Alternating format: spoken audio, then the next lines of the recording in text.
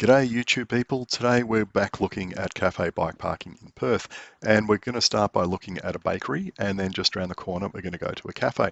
Now unusually neither of them has bike parking, but they were both well worth a visit, as I'm sure you'll see.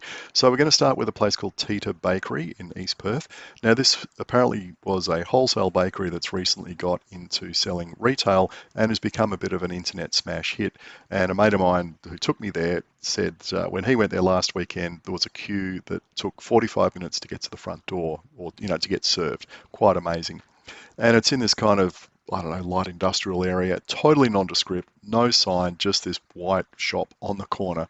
And as you can see, zero bike parking. And also today, no queue, which was a big surprise.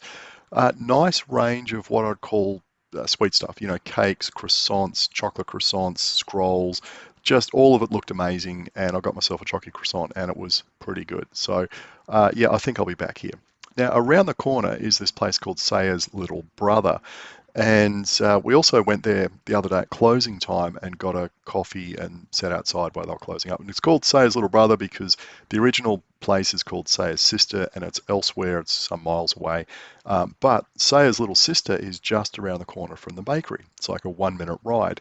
And so, jumped on the bike and zipped around there to see what it was actually like on a Saturday morning when it's open. And I always think that's a good sign when you see a bunch of bikes parked out the front of a place, particularly cargo bikes and stuff like that. You probably can't go wrong.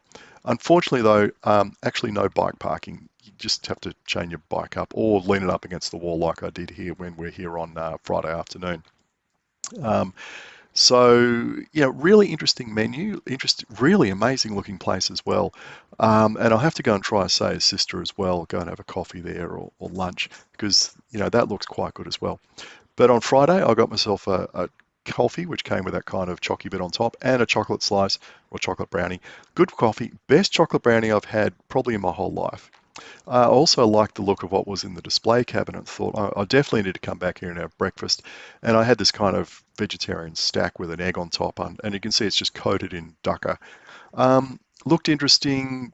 It didn't wasn't quite as tasty as I was expecting. Still, it was good. It was a good vegetarian type meal, but maybe I just expected a little bit more.